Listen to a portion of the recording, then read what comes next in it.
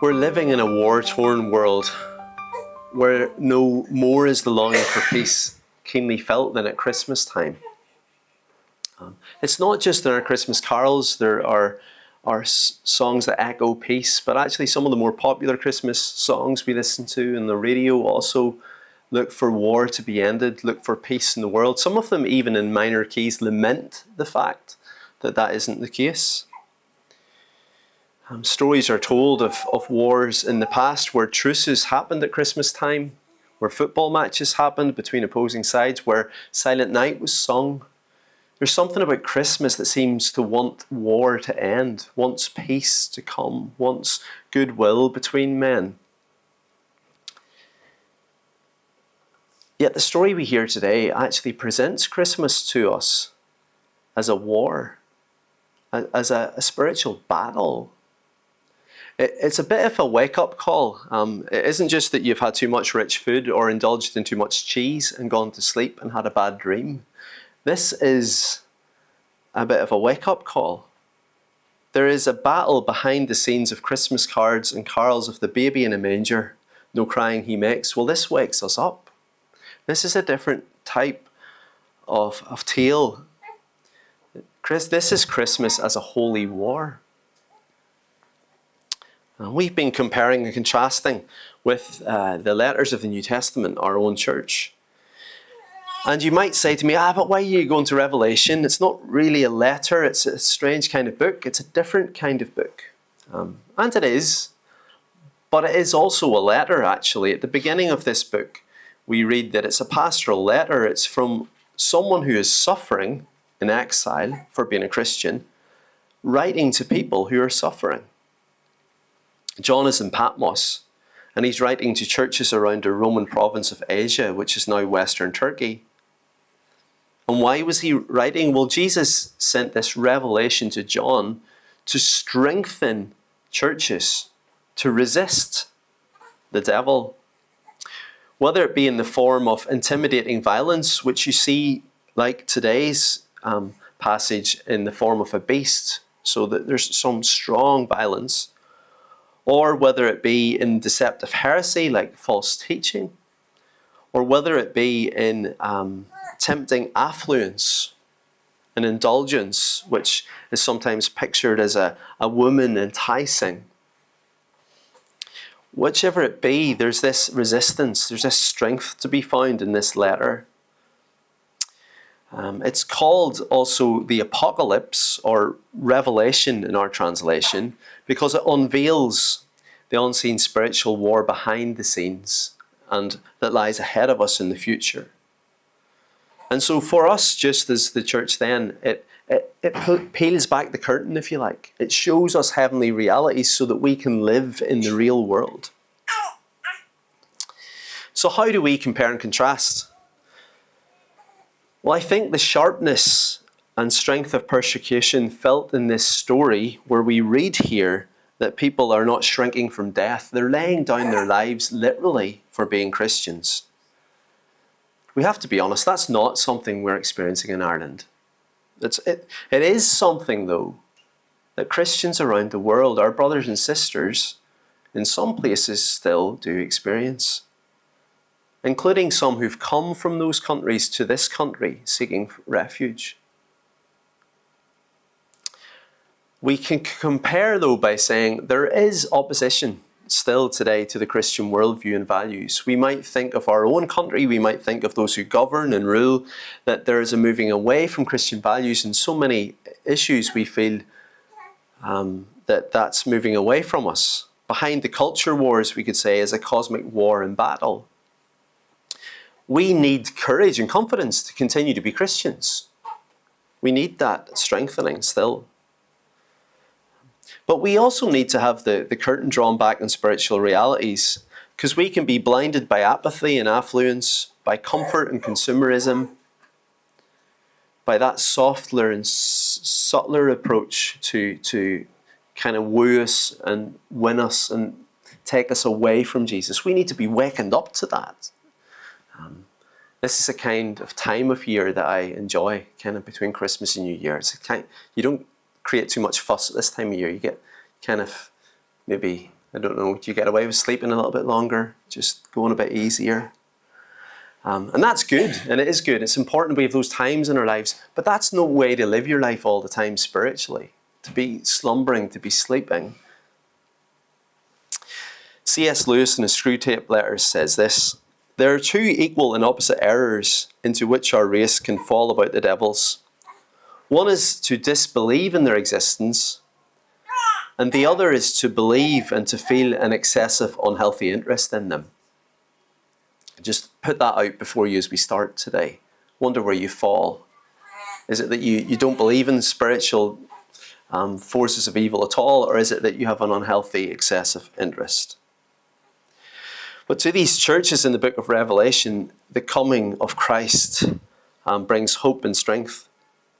As we've explored these letters, we've said that to hear their message, we pay attention to the different contexts, to the Greek context and to the Old Testament context, to hear what the Bible content is saying. And this is particularly true here in this story, because there is a Greek story. It's almost like, you know, the way we have got certain films we refer to and they just find their way into conversation because even if you haven't seen the film, it's a cultural text. Everyone kind of knows of it.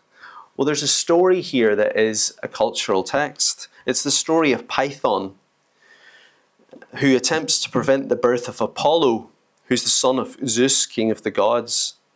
And Python failed to do this and was killed by Apollo 4 days after his birth. And this whole story, or this vision, is like a twist on that. Because the emperors at the time, they used to like to tell this story and put themselves into it. So the emperor used to say, they are like Apollo, they slay Python, and they are going to bring peace and order in the empire. But here do you hear the telling of the story in a Christian way. Here John is identifying Jesus as having that role of the victor, Apollo. He wins the victory and brings the peace. But did you hear further down in the chapter that he does that by being slain? He does that by his death and his resurrection. But he brings victory. It's not the emperor you look for your hope. It's Jesus you look to. And these words were common to Christians who could have been persecuted by the emperor, who could have been fearing him, but they're being directed to one who is stronger, who is greater. But maybe I'm jumping ahead. We should maybe just look at the characters in the story. If you have your passage open in front of you, you'll see them. There's a woman. Who is she? Well, verses 1 and 2, a great sign appeared in heaven, a woman clothed with the sun, with the moon under her feet, a crown of 12 stars on her head. She was pregnant and cried out in pain as she was about to give birth. Revelation particularly is really rich with Old Testament pictures. And so we have here the picture of a woman. There are many examples across the Old Testament of God's chosen people described as a woman. But this particular picture reminds us of Joseph's dream. You may remember it in Genesis 37. His brothers get a bit annoyed. He kept having these great dreams. The 12 of them were going to bow down to him. And the mum and dad too, the sun and moon. And Joseph. But anyway, that 12 is God's chosen people, aren't they? They're Jacob or Israel. So that's who this woman represents. It's God's chosen people who will be in the New Testament after Jesus, the church. But as she is pregnant, it reminds us of, again, there's pictures in the prophets of this pregnancy and this birth, this hope that's coming. God's people had promises for blessings that would be coming into the world, that would be birthed. What about the threatening red dragon? Who is he? Verse 3 and 4.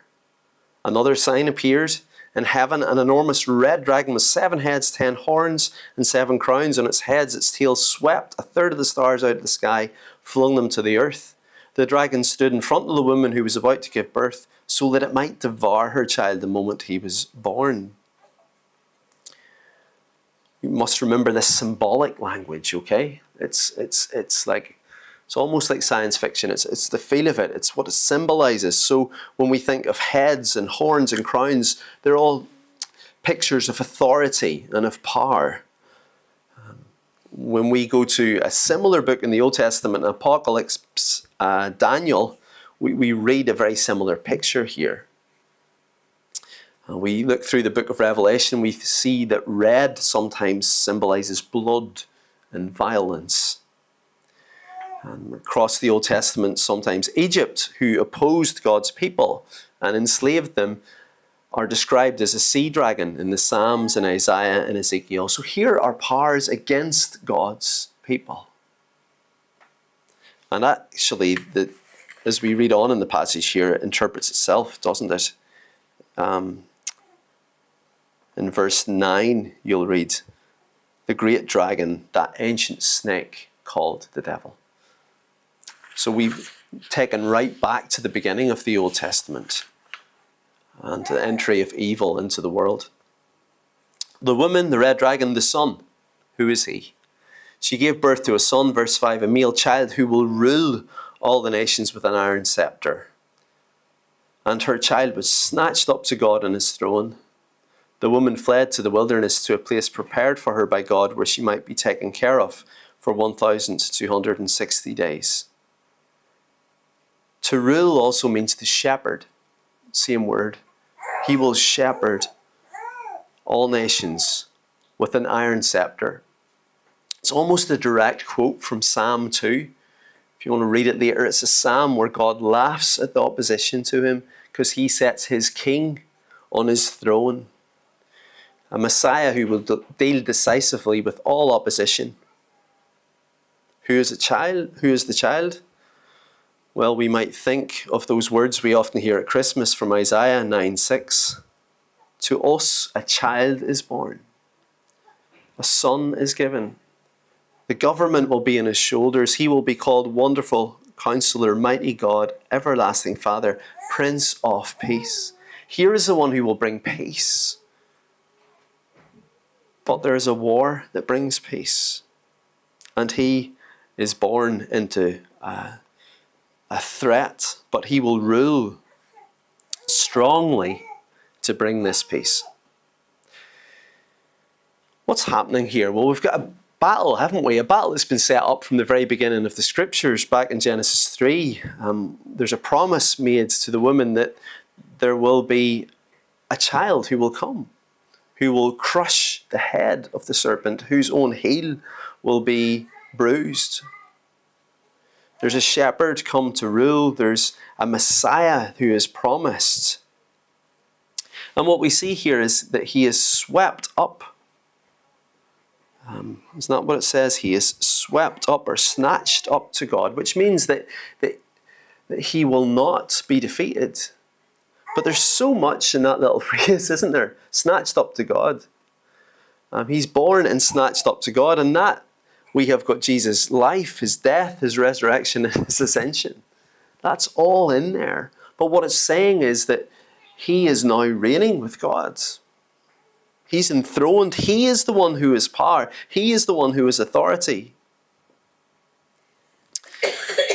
The beginning of verse 7 in the translation, I think, is a little misleading. It says, then war broke out in heaven. In fact, verses 7 to 17, you might take and put them alongside the first 7 verses. They're happening at the same time, I think. This is just the same story from a different angle. So we're in the heavens with Michael, who in the book of Daniel is the angel of protection. We're on the cross with Jesus here, the slain lamb. And then we're also in the trenches with the early Christians who are hanging on to Jesus and yet are losing their lives. All those things are happening around the same passage here. But how does this story of the woman, the dragon, and the child map onto the Gospels? Well, we began this morning with angels singing about peace. And in Luke's Gospel, Zechariah, he has a song, or he prophesies of peace that will come through a defeat of enemies. John speaks to us about light in the darkness that has not overcome it. He speaks about Jesus coming to his own, but his own not receiving him. There's an opposition there. But the clearest match is what we heard this morning in Matthew, isn't it? You can picture the dragon here when you hear of Herod and of all the dramatic ways in which God intervenes to tell in dreams people to go this way and that way, especially Joseph. He's been directed in dreams to keep Jesus safe. Jesus becomes a refugee, actually. He flies to Egypt. That's all pictured here, I think, in this little section. This story, actually, some have said, lies at the heart of the book of Revelation. So we could say that the coming of Jesus, remembered at Christmas, is in the center of a cosmic spiritual battle in which the powers of evil are defeated and peace is hard won. But what about the timings? 1,260 days in the wilderness. Time, times, and half a time. It's a half sabbatical period. But it refers to different times in Daniel chapter 7 and verse 25. And it could well signify how the saints or God's holy people's suffering is shortened. How the power of the persecutors are limited. But we read here of the wilderness. If you think of God's people, Israel in the wilderness and Elijah in the wilderness in the Old Testament, the wilderness is often a place of testing. It's a hard place, isn't it? It's a dry, hard place. And yet it's also a time when God turns up to protect his people and to provide for his people. Here is what it means for us living in the in-between times between Jesus' ascension and his return. Warring in wilderness is part of our experience. Being embattled, the battle has been won, yes, but we still face some of this, the aftershocks. And yet there's a warring in a wilderness here. We, in our life groups, just last year, I think, went through different parts, different genres of the Bible, and we landed in Revelation, and it said this in the little guide about these verses. It says, here the woman is in the desert for 1,260 days, the same as 42 months of 30 days each, 3.5 years, or time, times, and half a time. John connects the 42 years of the wilderness wanderings in which Israel had been set free from slavery, but was still on the journey to the promised land. In between time, okay? Set free, still not home. He connects this with the period of tribulation in Daniel. So for Jesus' followers, the time between Jesus' victory on the cross and resurrection, but before he returns, is a time of suffering, but also a time when we will bear faithful witness to his kingdom and know his protection. This Christmas and each Christmas we find ourselves on this earth is a time of wilderness and war, yet a time in which we also know victory. A time of testing, but also of provision and protection. So the message of Christmas, or the coming of Christ, is more than meets the eye. The dragon who has been defeated by a child whose rule is mighty and has been won through his death means victory for the church under attack. As we are opposed and condemned, we have overcome through the child born to reign through suffering and sacrifice.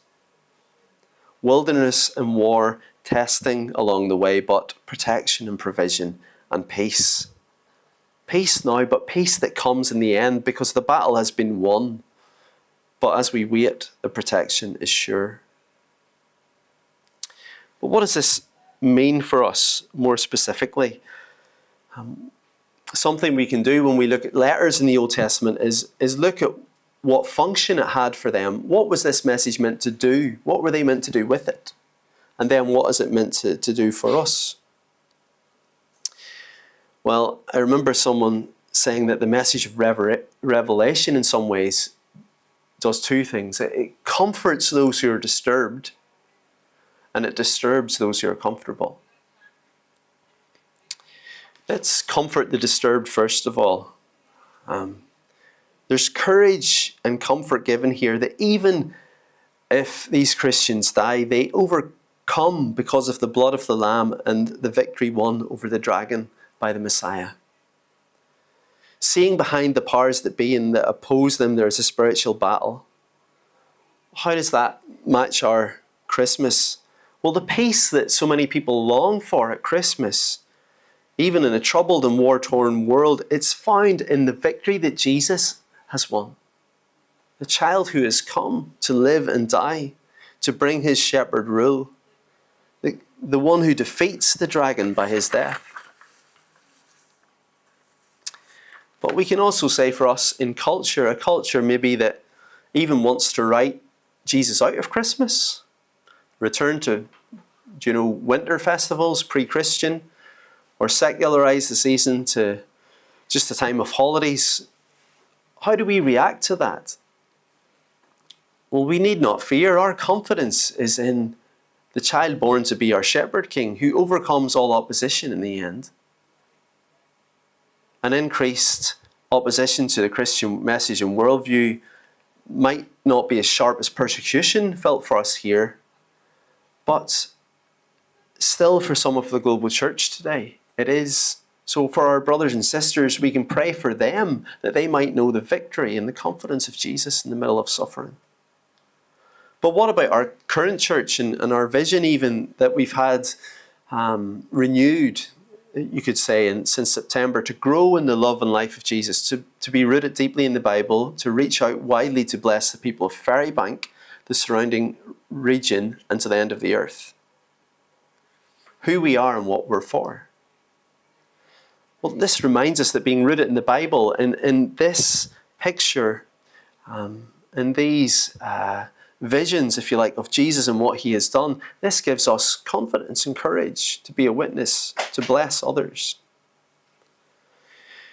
But it also means that as we step out to serve and speak for Jesus, to bring blessing, that we should expect spiritual opposition.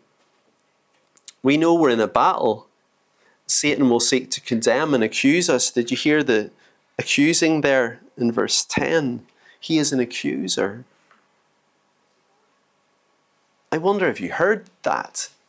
I know I do at times. We have different influences on us as we are made up as whole human beings. We've got physical influences, so maybe when we're tired or unwell, it can affect our mental health and wellness. And whenever we're down, I think that's particularly when the devil can condemn and accuse. And we can be prone, and we need to remember that we are in a battle, but Jesus has won. And I think I have seen this as a pastor. As I look back the last few months, I've already said that as we've stepped out with this new vision, there's some people in our church family who've been shaken a bit, who've found it, they've needed to go deeper to get their roots again, because there has been a bit of a shaking. And as we look across to pray and support a new witness and work in New Ross, a town that many people in the town remember a curse, there's a lot of spirituality about that town. It's a bit of a spiritual stronghold. And for anyone stepping out there to be a witness, there will be opposition, and that's already been seen. So this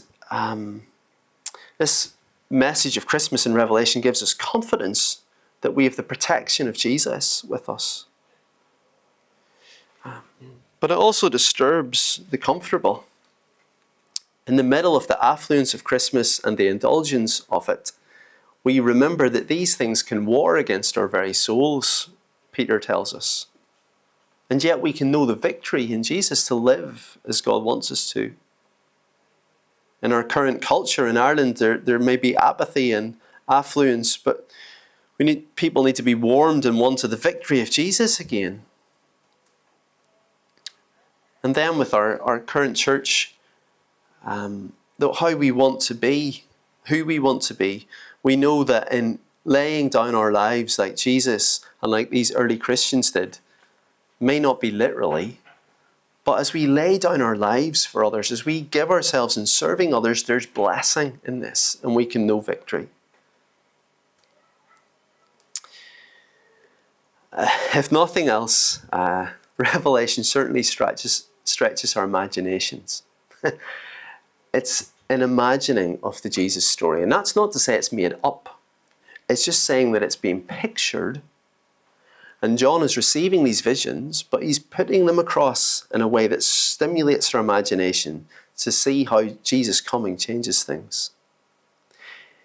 Here is confidence in a war-torn world. Here's peace that has been won. Peace that is coming. And for now we are protected. Let me return to that question from the start. I wonder what you need to hear today. Do you need to be reminded that there's a battle going on?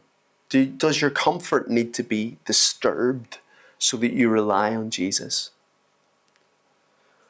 Or do you need to know comfort? Comfort in the middle of it all, to know that the battle has been won. Jesus is this child who has come as our shepherd king. The scepter here was, the idea of a king having a scepter, or that rod, that sign of power, was based on a shepherd. And you know from the shepherd Psalm 23, there's a rod and a staff the shepherd carries. The staff picks us up when we fall down. We're down in the shock or the gutter, we've got stuck, we need to be picked up. But the rod fights off our enemies.